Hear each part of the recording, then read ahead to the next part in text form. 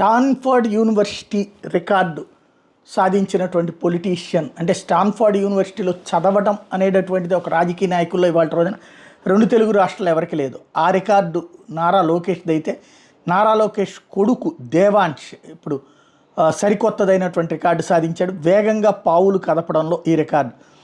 దేవాంశ్ చెస్లో వేగవంతంగా పావులు కదపడంలో ప్రపంచ రికార్డు సాధించాడు. అతని వయసు కేవలం 9 ఏళ్లే. వేగవంతమైన చెక్మెట్ సాల్వర్ 175 పజిల్స్ సాధించి ప్రపంచ రికార్డుని సాధించాడు.